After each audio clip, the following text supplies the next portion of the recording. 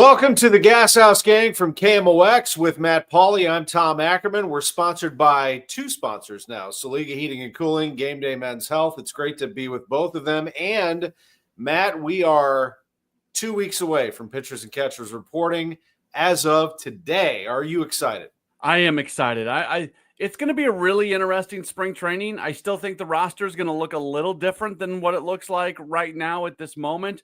But there's going to be good competition. We've talked so much about this being a team that's going to focus on youth and be fun and exciting to watch. Well, let's get a look at that. And the first opportunity to get a look at that is 2 weeks from today. And, Tom, we should also mention guys are already there. A lot of guys have camped out, and very few guys, from a pitcher standpoint, very few pitchers are actually going to show up 2 weeks from today. They're going to get there early. And then a lot of position players are going to show up when pitchers and catchers report as well. So that complex is already humming along as we speak right now. Yeah, no question. And the last year of the complex before they tear it down and build anew. I did tweet earlier this morning that pitchers and catchers report to spring training in 2 weeks, and got a lot of responses on there. Brian Walton, who we both have had on the air from the Cardinals Nation, tweeted a picture of Miles Michaelis and Pedro Pajes working together, said even better, a number of Cardinals are already here getting a head start, as you just noted. I also got a response from let me see if I can find this, a conservative Twitter influencer, should I say? Let me see. Yeah, Andrea Cat STL, whose bio is, basically, for lack of a better term, she is a conservative, influencer on there. I'm not playing politics here at all. I just noted what she does. So she said, "Excuse me for not being excited." So, and then she tagged the Cardinals. So being the thoughtful Twitter person that I am, I replied, "I'm going to need Senator Eric Schmidt's thoughts on this," knowing, of course, that he is a Republican, that she follows the senator. And he responded very promptly with a photo of Rogers Hornsby with his famous quote, "People ask me what I do in winter when there's no baseball. I'll tell you what I do. I stare out the window and wait for spring." That's the great quote from Rogers Hornsby, and he's absolutely right. With all respect to everybody who feels down on what the Cardinals are right now in the standings, and I understand that, and Matt and I will hash that out here today as to what they need to do to get back in your good graces. But it's bigger than the Cardinals, Matt. Pitchers and catchers report. Those 4 words mean spring, mean warm weather, mean gathering with family and friends, talking about the team for good or for bad, and just getting back into the flow. It's like the start of a new year. And so to me, that's what it is. It's a reminder of why I love the game, and I'm sure you feel the same way. Yeah, and it's a lifestyle change too, Tom, for all of us who are involved in the game in any fashion.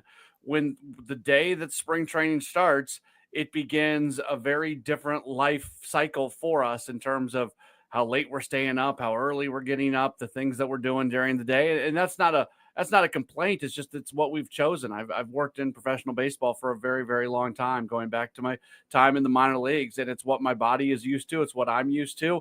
And when you might have a little extra time during the off season, but it's just not the same. You're ready for things to get going. And I know fans are, and fans will be flocking down to Jupiter to watch. I always really enjoy watching like the younger players interacting with fans, because there's so much access at spring training that you don't get at other places. And especially younger type players, they're and everybody is to a certain extent, but watching younger players really taking the time to talk with fans and make their day and everything, whether you think highly of the Cardinals or don't think highly of the Cardinals this year. And there's reasons to go in either direction that are very valid. The experience of spring training, if you're able to make it happen, and it's not an easy thing to do for a lot of people, but if you can make it happen, it's worth going to. Yeah, absolutely. And, whether it's Senator Eric Schmidt or somebody, about to take their family down to spring training, it's that feeling again of unwrapping a hot dog, of having that first taste of a cold beer, having a little sun on your face, and that feeling of baseball again. But now that we got, the puppy dogs and ice cream out of the way, let me respond to Andrea Catherine and say, yeah, I understand that. I mean, you are excused for not being excited. And I think it's the team's job to get you excited. It's our job to explain what's going on and to educate and to entertain and get people understood, get people the understanding of what is happening behind the scenes because of the access that Matt and I have. So we will be down in spring training. Matt, you're going to handle the first roughly month, and I the last 2 weeks leading into the end of spring training, which is March 23rd. And it is going to be a process. I mean, I think the Cardinals, Matt, it's very important for them to be transparent with their fan base, to explain what is going on. But let's talk about the actual product itself. They don't have to win every game in the Grapefruit League. This is about showing what you can do and exploring different pitches and approaches at the plate.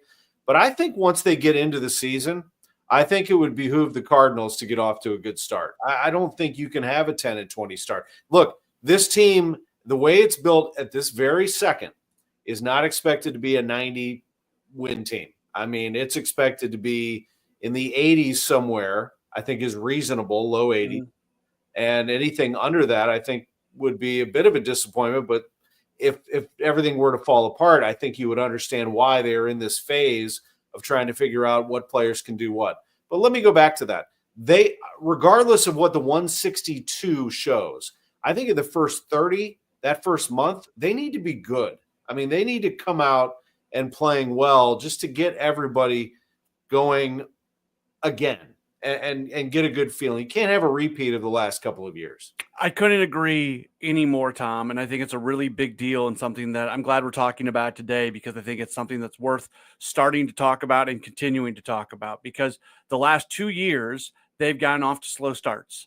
And last year in spring training, when we were reflecting on the previous year's slow start, everybody wanted to blame everything on the World Baseball Classic. And I always thought that was kind of lip service, because as it was happening, all they would tell you is how great it was that the Cardinals had so many players in the WBC and it's going to be so beneficial, and they're ramping up faster than everybody else and it's going to be great. Well, then they get off to a slow start and the narrative changes, and a year later it's like, well, actually the World Baseball Classic really hurt us. So then we get into this past season and it's once again a very slow start for the club. Now they go on that great run starting on Mother's Day, where they play themselves back into playoff contention. They put themselves in a playoff position for much of the year this past year, but it took a remarkable run for them to get to that. I'm not sure if this team is built for that kind of run going into this year, so it is important to get off to a fast start.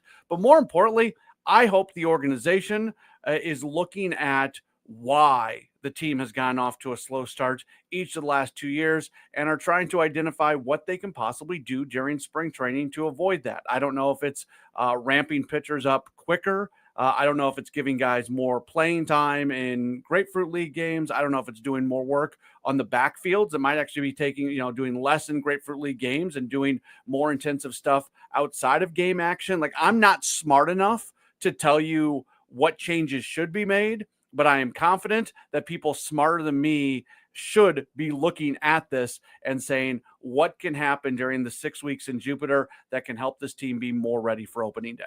Well, you're not giving yourself enough credit because you are very smart and you know this game. But I understand what you're saying. And it does depend on what's going on behind the scenes. And it does raise a lot of legitimate questions about what they are doing, because there is a lot of mystery, Matt. I mean, quite honestly, and Bernie Miklas, our colleague here on the Gashouse gang, I thought pretty well in a recent tweet. He said the problem with the Cardinals this offseason is their refusal to pick a lane.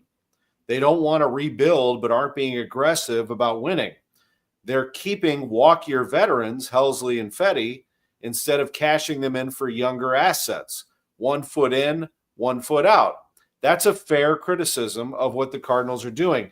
They're confusing their fans, and I don't think they're doing this on purpose, but the fans are a little it's a bit of a mystery as to what they're doing, because Arenado hasn't been traded. Let's not dance around it. I mean, that's the big one. I would expect when Alex Bregman signs, and I don't know when that is going to be, that will be within days. We'll know what they're going to do with Arenado, I would think. whether they're going to keep him until the deadline, unless they're a player for some reason, or they are going to find a partner that did not get Bregman. What else could make that deal go down, Matt? I mean, could you trade Arenado and somebody else to make it a little more enticing? And who would be on that list for you if you were to deal Arenado and, let's say, a young player? Yeah, I don't jump at the idea of using another player just to get out from underneath of Nolan Arenado, because I don't feel like at that point you're helping yourself. You're not really trying to help make the team better by trading Nolan Arenado. You're trying to clear some salary. You're trying to clear playing time for other players. And I'm comfortable with that. That's not a criticism of what they're doing. But if all of a sudden you put another player in as a way to get the deal done, I don't like that, because I think it kind of goes against what you're thinking. But I do at some point, Tom, and I think at some point in the near future, we're going to be looking at this team and looking at some of the assets and saying they don't all fit. There is, as much as we have discussed, and rightfully so, that player development needs a boost and they need to do a better job of developing high-end players. And I'm not backing off that at all. That remains as true today as it has remained at any point in the last few years. There are some areas of positional strength where there's just not going to be enough roster spots. I specifically look to the catcher's position, where you have two young guys on the major league roster in Ivan Herrera and Pedro Pajes. You've got Jimmy Crooks, who's a top 5 prospect in the organization, who's probably the next guy up. If and when there's a catcher's injury, we'll probably see Crooks making his major league debut. And then not far behind him is Leonardo Bernal. So the catcher's position specifically is a spot where you've got more guys than roster spots for the next couple of years. 2 years from now, those 4 players are not all going to be Cardinals. Even if you take Herrera maybe and move him to some sort of first base DH hybrid role, if you don't believe in him as a catcher, or just do it for whatever reason, even if that happens, and that's going to be challenging with Wilson Contreras on the roster. Even if you do that, there's still not enough room. So if there's an opportunity to move one of those young catchers right now as a way to make yourself better, probably now and in the future, I think you would absolutely have to look at it. That being said, Tom, I'm not trying to go on and on here. They have been very open about the fact that they're trying to kind of clear the deck and have as much of a clean canvas as possible for Chaim Bloom. How does, do we want this regime being the regime that makes one of those decisions with those young players, or do we want the Bloom regime to do that? Obviously, Chaim would have some, interaction on that kind of decision, but it also seems like something that's probably a year away. I think it's a great thing to talk about. In fact, let's keep doing that just a little bit here before we take a brief transition. I strongly believe this. And again, the Cardinals have not been in this position as long as I've covered the team. And this may make me sound really old, but this is my 28th year covering the club. And, I don't ever remember them being in this position before. That said, if you want to really do this, if you want to get better, you're going to have to trade some people that you don't want to. But, you have to trade assets to get something in return, whether you're getting a young prospect or 2 or 3 or whatever you're trying to get. And so, you're going to have to look really at this roster and probably trade someone that you don't want to. And you just highlighted the catchers. The other one would be they've got a lot of middle infield. To be honest with you, Sajasi and Donovan and Wynn and Weatherhold, these are not tradable people as individuals necessarily. I'm just throwing the names out there. They have outfielders, although they've never really put together an outfield that can stay together. So I doubt they're going to be doing that. They do have, of course, some good relievers. I tend to think, Matt, that these deals are going to go down at the deadline. I think the Cardinals probably are not going to be a player at the middle of the season. Unless everything starts to go right, then you change course. You become what the Brewers did this past year, even the Detroit Tigers to an extent, who were not considered to be a player at the deadline and ended up being. I think that the Cardinals could do that at the deadline, most likely start to send players. In fact, it's almost as if they're showcasing talent for a good portion of the first half of the season. So I could see that going down. Do you see a scenario where it happens now? Outside of Arenado, do you see them relieving, let's say, a logjam at any position to get something now? I don't. I'm not saying it's an impossible thing, but I don't think they want to make those decisions now because I think those have future year implications, Tom. And I just get the sense that anything that impacts the team in 2026 and beyond, they would rather look at that at a later time where Heim's going to be the guy pulling the trigger. And I say that, and I keep putting the caveat. I know that he is talking with the front office and with the organization, Sure. and John Mozeliak is very respectful of. Mo wants to set this thing up for the next regime, so it's not like something's going to happen now that Heim's totally against. But it also is a little bit different between Heim being in the office every single day and being the guy, and being somebody who's sometimes here, sometimes not, on the phone. We're looking at player development, doing all these other things. The Gashouse Gang from KMOX with Matt Pauley. I'm Tom Ackerman. We just spent a lot of time talking about the Cardinals, and we'll continue to do that. I'll be up front. I mean, it's a big year for Ollie Marmol. Ollie needs to show his front office that he is the right man for the job. And I think he understands that, and he is up for that task. In fact, you could make the case that he is the right man for this job currently. I mean, he has a familiarity with the young players. He has good rapport with this staff. He seems to really like it. And can he be, it's not the easiest thing in the world. And I don't mean this at all as I start to talk about somebody else who's managing. I don't think that, you replace Ollie Marmol with Albert Pujols. I'm just saying that, it was a lot of fun. I want to separate the two, to see Albert Pujols perform as well as he did as a manager for the first time, because it is hard to do. He did it in the Dominican Winter League. He won a championship. I'm happy for him. By the way, Yadier Molina also has been managing. Mm-hmm. Let me just say this and put this out there right away. I don't anticipate either of those two being the manager of the St. Louis Cardinals anytime soon. They want to be managers. They need to be able to show that they can do it. If they want to be managers in the big leagues, I haven't heard those words come out of their mouths. So I would assume that that's what that means. But regardless, what I hear about Pujols, and Matt Koperniak was on my caravan this past caravan, said that Albert was a great leader, respected. He enjoyed playing for him in the Dominican Winter League. And lo and behold, Albert was able to rally that team to a victory, just like he did in 2011 as a player. Yeah, I'm really happy that he gets to do this in the offseason. And I talked to somebody who had talked to him. It was fairly early on in his season. So these things can absolutely change. But I was told by somebody kind of secondhand. So this isn't, I'm always kind of worrisome when I say things, but this is kind of what I heard, that he was a little bit actually surprised by all the other stuff that goes along with being a manager, the in-game stuff, a lot of fun. The baseball stuff is a lot of fun. But just everything else, whether it's the media responsibilities or anything else you're talking about Albert. About Albert specifically, that was something that he did not really love doing so much. And that may have changed as the year went along. One of the things I appreciate about Oliver Marmol is I think he actually enjoys the conversations a lot of times he has with the media, because he's able to talk through things, and he's very good at being able to defend why he does things, whether you agree with him or not. He generally almost always has a reason for it, and it's a legit reason for what he does. So, look, if you're Albert Pujols, and Yadier Molina for that matter, but especially Pujols, where, man, you've got a plum gig doing TV work with a couple of different networks. You're still technically working for the Angels and doing stuff with them. You've got a relatively brand new, like all these things you got going on.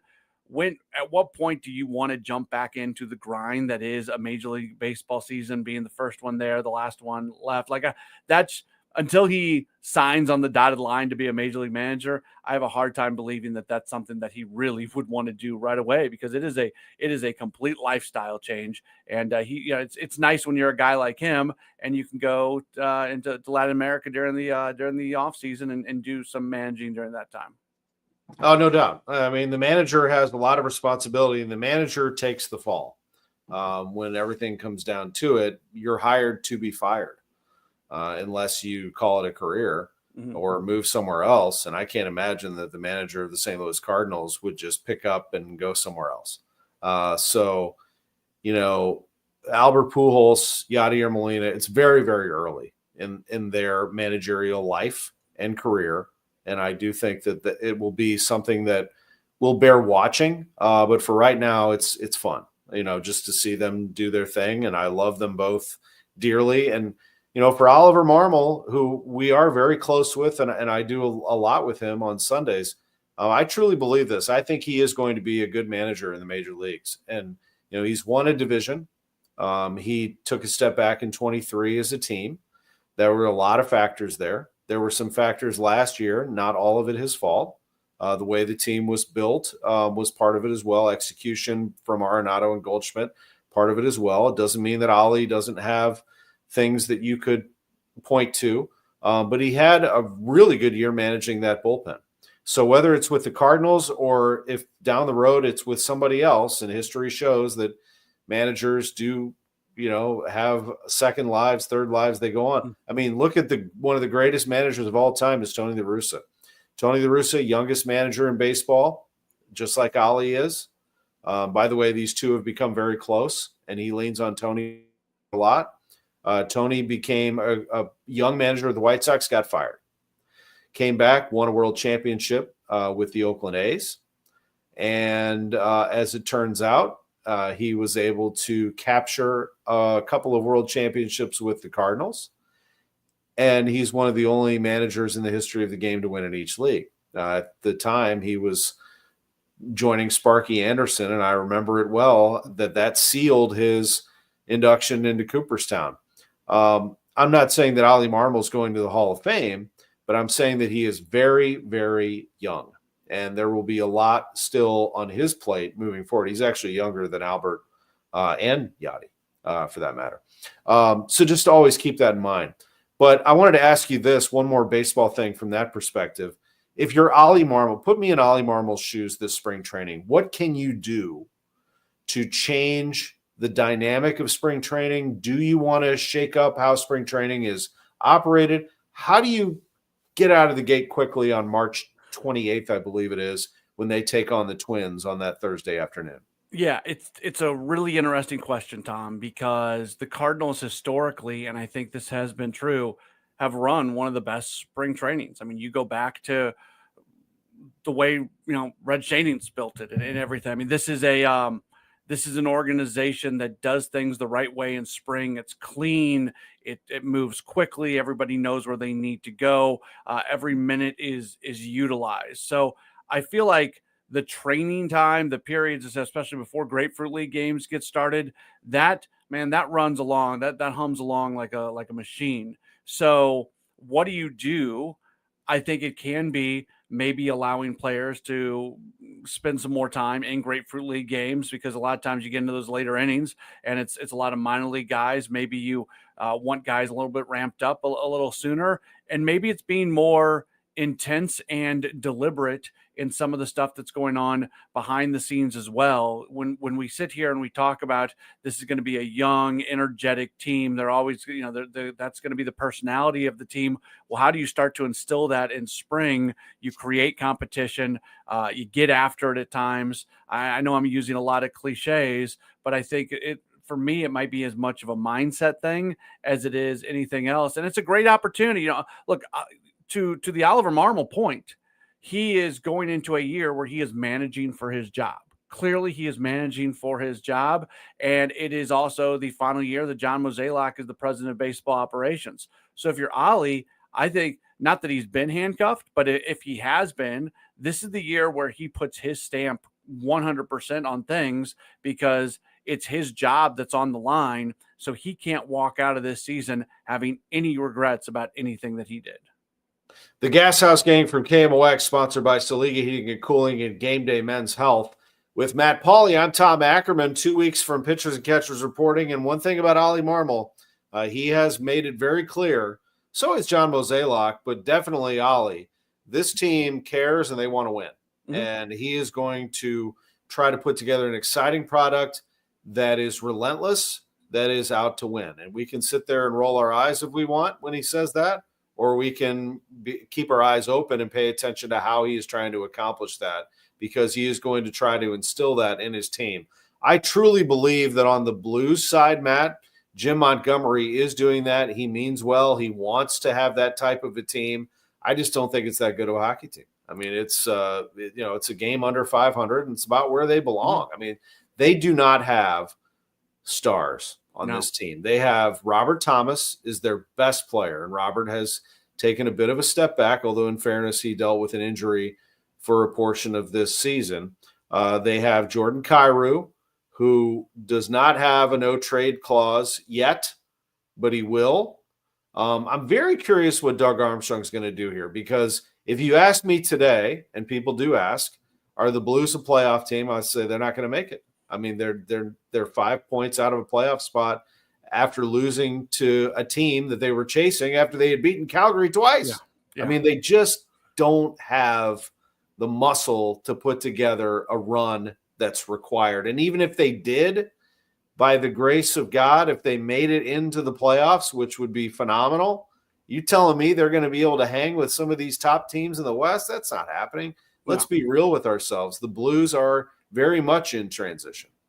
Yeah, it's frustrating. And are they better since Jim Montgomery has taken over? I think the play is better if you look at games and watch games and the way the team is playing. But in many ways, they had some ugly losses under Drew Bannister. So instead of losing by this much, maybe you're losing by this much at times, because the record isn't that different. And this is one of those things where if you only judge a team by their record, and that's really what matters, right? Like wins and losses in sports at the end of the day is all that matters. The team, so from a win-loss perspective, the team has not improved under Jim Montgomery. From a quality of play, they absolutely have improved, but they haven't improved to a point where you feel like this is going to be a group that can get to the postseason. I felt a little bit differently when they had those back-to-back wins against Calgary and they got themselves back within 1 point of a playoff spot. It felt like they had lots of momentum. But, Tom, how many times have we talked about this over the last 2 years? Every single time the Blues take 2 steps forward, they take those 2 steps back. They just keep doing that. It's not 2 steps forward, 3 steps back. It's not 3 steps. It's 2 forward, 2 back, 2 forward, 2 back. They just keep doing this, and they are who they are. We've discussed a lot that this is a core that got Craig Berube fired, that got Drew Bannister fired. Well, Jim Montgomery's not going to get fired, but it might be a core that leads the Blues not to the playoffs this year. Some of the things that we heard yesterday, Doug Armstrong did kind of an impromptu media conference because of the trade of Perinovich and also sending Assad down or putting him on waivers. He'll eventually get sent down. And it was just – it's more of what we have heard over and over. And the night before, we hear from players that maybe the energy wasn't there. They really got after it in practice yesterday, like they should. But there is a problem with this roster. And part of it, to your point, is that they don't have any superstars on it. But part of it is the character and the makeup of this group. For whatever reason, they are just not the group that are going to find a way to bust through a wall. No, they aren't. And when they had Ryan O'Reilly as their captain, they had a little bit of that. When they had Alex Pietrangelo as their captain, and that really is where all this started. Yes. Pietrangelo, the decision not to keep him. They gave the extension to Colt Parayko, who's a fine guy, and actually, has at times played pretty well this year. But it's not his fault necessarily. It's the decision to not keep Petro. It just sort of, was a cascading thing, and they just don't have what they need. And, I think that the fans are amazing. I mean, I've always been blown away by Blues fans. I went there recently to a game, and I sat in that arena, and I looked around, and I said, my goodness, would I love for this to be Busch Stadium right now? Mm-hmm. These fans love this team. It's a party in there. They have a lot of fun. And this team's not very good. I mean, honestly, they have one player on the team where you could say when he's at his best, he is one of the best in the league, and that's Jordan Binnington. Yes. Other than that, I mean, they'll develop. I mean, Philip Broberg, I think, is going to be one of the better defensemen in the league. I think Jordan Kyrou is what he is. I mean, he's a fast skater who can score, and whether it's for the Blues or someone else, he's always going to be that player. I think Robert Thomas, who's a very good two-way player. I mean, he was, potentially a Selke winner not long ago. Could get back to that. I really like his game. But this is a hockey team that just, is not they're not unwatchable or anything like that. They're just sort of, they're gonna trade wins for losses. Yeah, just the way it's gonna go. it feels like they've always either won 3 out of 5 or lost 3 out of 5, like just constantly kind of ebbing and flowing between, okay, it looks like maybe things are on an upswing. Actually, it kind of looks like things are on a downswing. The Gashouse Gang from KMOX with Matt Pauley. I'm Tom Ackerman. I mean, I think right now, playing currently, you have one player in this town who you could say is top 25, 30 or so players in the country based on what he does night in, night out. When the baseball team is playing, Helsley is in that category. Arenado certainly is still a billboard type player, one of the best fielding third basemen in the game, although his offense has deteriorated. Mason Wynn is a great shortstop. On the soccer side, it's Roman Berkey. Roman Berkey is absolutely one of the best in goal in MLS. Hockey, I've already mentioned Bennington. I just don't see anybody else in that team where you can put in that category. But currently playing, there's one guy in this town, and his name is Robbie Avila. Robbie Avila is a tremendous basketball player. I am telling you, I'm here to tell you right now, Robbie Avila could play for anyone in the country and be great. And he would make that team better. Who's the best team in the country? Auburn. He'd make Auburn better. He'd make Duke better. And he plays for St. Louis University. And last night was a tremendous night for the St. Louis Billikens. Do not count them out just yet. That team showed last night that it can compete in the Atlantic 10 tournament in March and win it. And that is what they're going to have to do, Matt, to make the NCAA tournament. Yeah, they don't have the resume to be able to get an at-large bid. So for this team to get into the NCAA tournament this year, it's going to take a tournament run. So two things are happening right now with the way they're playing. First off, they're gaining confidence and they're showing that they can play with anybody in the league. And that's an important thing when we get to conference tournament time and they need to go beat everybody to get through. And then secondly, by winning these games, they're making that path potentially a little bit easier because of the seeding that they may be able to get when it comes to the tournament. This is so much fun. Like when Chaifetz Arena is rocking, when SLU is good, no disrespect to the Cardinals and the Blues, but that's what people want to talk about. I can't tell you how often I'll be out at a restaurant or I'll be out somewhere and something big will happen with the Billikens the night before. And man, am I hearing people talk about it. It is so important to the sports fabric of our city that Billikens basketball means something. And it feels like it is starting to mean something right now. I believe they've already matched their league wins from last year, this year, with where they're at. So, man, it's a lot of fun, and this is just a glimpse of things to come with Josh Schertz at the helm. And I'll be honest, because I know we just talked about them, but the Blues, I don't feel that when I talk about the Blues with people, because I don't see a light at the end of the tunnel. The Cardinals, it's a project, and I understand that, but they're still the Cardinals. They're still a huge, huge product. They still have so many variables that you just never know. And I get it. Like a lot of people in our audience are Mizzou fans. A lot of people in our audience are Illinois fans. Heck, Matt's a K-State fan. I'm an Indiana fan. And that's where we went to school. But St. Louis University is the city's basketball team. Mm-hmm. And I think it's okay. I'm going to give you permission to step into Chaifetz Arena, no matter which team you root for, and say, that's my city's team. And I want them to be good because it's going to make St. Louis better. It's going to draw more people into Midtown. And it actually shines a positive light on St. Louis when the Billikens are good. And make no mistake about it, they are good. I mean, Josh Schertz has them playing lights out defense. I know their offense. We already talked about that. Robbie Avila and his office at the free throw line. Isaiah Swope, streaky, but he hits threes. Gibson Jimerson played an amazing game on both sides yesterday, and he can shoot it. Anya rebounding. They've got a nice team. Kobe Johnson, Amari McCautry, good guards, can play D and score a little bit. But they are a fun team because they have locked down defensively and they got physical with VCU and did what they had to do. Now, I want to have a little discussion about the elephant in the room of what happened last night behind the VCU bench. Drew Young, if you want, come on camera, and I'm cool with you jumping in and talking about this because you were there.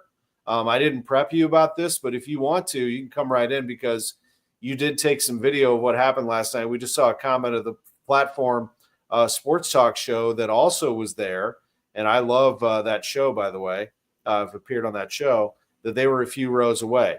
Here's what happened last night. There was a fight behind the VCU bench between what appeared to be just SLU fans and VCU fans who were probably jawing at each other all day and all night, and they got tired of it. And there's a little bit of this going on. People are drinking, and you're going to say and do things that you don't ordinarily do, and some blood started to boil. Drew, if you're able, are you able to come on mic? Did you see what did you see and what did you witness there last night? You were not far away. Yeah, so I was baseline. What allegedly happened, people are saying that Russell, the opposing point guard, his mother was in the stands, and she went to go talk to SLU. I guess a SLU fan that was chirping. They got into it, and then chaos ensued. I think it lasted about 7 minutes, but, they handled it well, I thought. That actually makes a lot of sense. I love Thomas just commented, will it eventually be on John Boy Media? I don't know if John Boy would take this one because there weren't punches thrown, and the camera, I couldn't read lips all that well, and that's his expertise, is reading lips. So it'd have to be really good camera work for that to happen. But Drew, that makes a lot of sense. Actually, I should have said that from the jump. That's where the VCU family sits. That's not where the fans fit. They are some of the big boosters or whatever that would travel, but that's generally where the VCU family sits. So if you say something, if you're heckling, if you're chirping, they're going to be extra sensitive, and somebody's going to defend their son. So you can see it. Yeah.